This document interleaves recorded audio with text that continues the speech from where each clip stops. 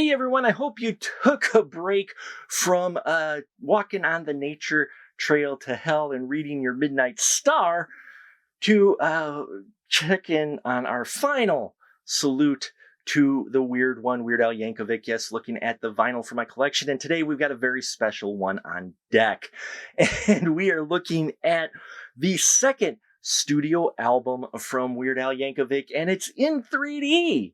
Yes, this is FZ39221, put out by Rock and Roll Records on February 28th, 1984. This is the one that really got him on the map outside of the Dr. Demento show, just exploded. I remember when Eat It, which is from this album, was playing on the regular broadcast TV radio station, right? You tuned in radio and they actually were playing Eat It on the broadcast radio, which back in the day, that was a big deal to hear a parody song being played on the radio like that, and I just loved it. Now, his hit "Eat It" actually peaked at number 12 on the Billboard Hot 100, and that was its highest rating until, You See Me Rolling My Segway. Yeah, White and Nerdy actually hit number 9 on the Billboard charts on October 21st, 2006. So yeah, quite a span of time to have a highest charting hit. Enough of this. We'll get to why this is special to me and why I've got two versions sitting here. So let's dive right into it, shall we? Okay, so here we are. I've got two copies of In 3D. This one, we'll start with this one. The reason I have this one is because this one on the back has the Weird One's signature. Weird Al Yankovic, actually signed by the Weird One. How cool is that, right? So I love the fact that he's got his signature on this one. I got this one from my buddy, and of course that's why it's also included in my collection. And then we have this one that we have here, and this one I've had since I was a kid. Yes, this is the actual, this is the actual album I had since I was a kid. I remember my parents getting this. I played the hell out of this. It's got a skip on Buy Me a Condo. There's a skip on it to this day. It just etched in my brain, right? But yes, so this is the actual first Weird Al album I ever owned. Well, my family owned, and then I inherited from my family. So here we are, Weird Al in this wonderful, like Superman type lettering in 3D, sticking out 3D. I mean, 3D was all the craze back then anyway. With any film that had the 3 in the title was usually in 3D. Jaws 3D, Friday the 13th 3D.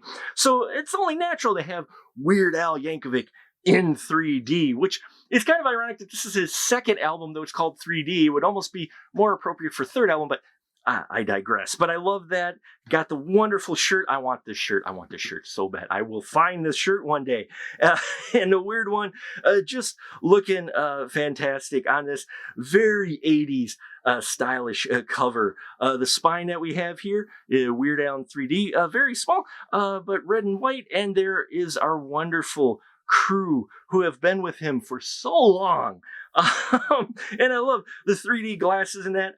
She's getting scared because Al's coming through the TV. I wouldn't get scared. I'd be like, hey, dude, you want some cookies or something? So yeah, here we have Jim West, Steve J, John Bermuda Schwartz, as well as the Weird One. And yeah, the credits here in the middle. I love how this layout is just done. And then side 1 on the left and side 2 on the right there. And just, yeah, this layout, it just pops for me. And I love it. I love it quite a bit. And then as far as the vinyl inside, this sleeve, I'm not sure if this is the original sleeve or not. It may have been, or been one with lyrics that was destroyed.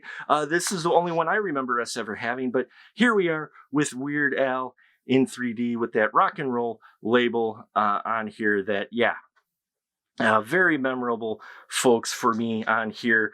This song, every song on here, I made sure to memorize it.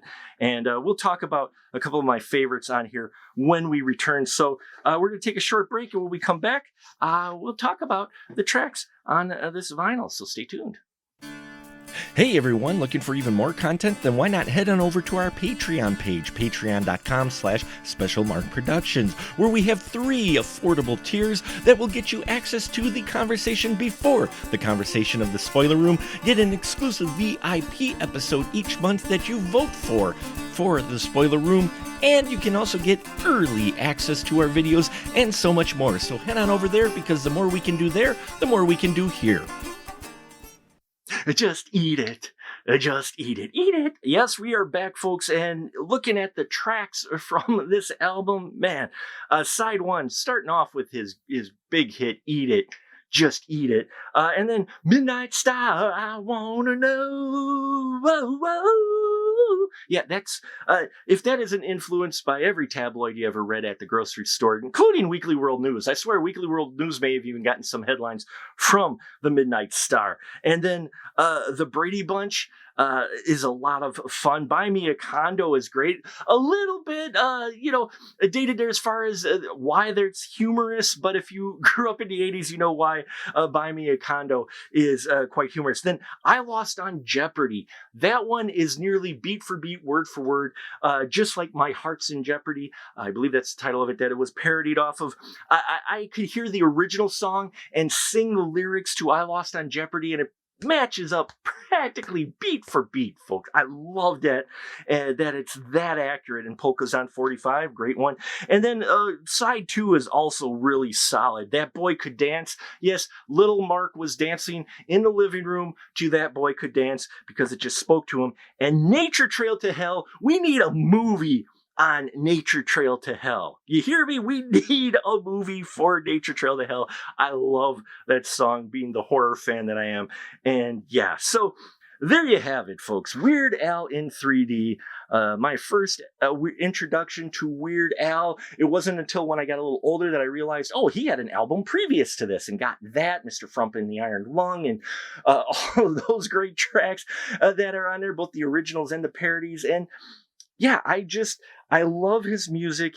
He puts so much concentration and effort into his parodies, and the fact that his music is still being enjoyed by new generations this long tells you something about the talent that this man has, and just the overall personality. I think the VH1 behind the scenes music spent like 20 minutes of it on the controversial Amish Paradise because they couldn't find anything else to dredge up on him, because he's also just one of those guys. So thank you so much for listening to us ramble this week about Weird Al. If you like Weird Al, what's your favorite album of his? I love to hear your thoughts on his parodies and his music. Please like and subscribe and all that here, and help us get over 2,500 subscribers before the end of the year. I thank you for your support. Until next time, remember, it's not yours, it's finally mine, and I'll catch you on the flip side. Nature Trail to Hell in 3D. Doom.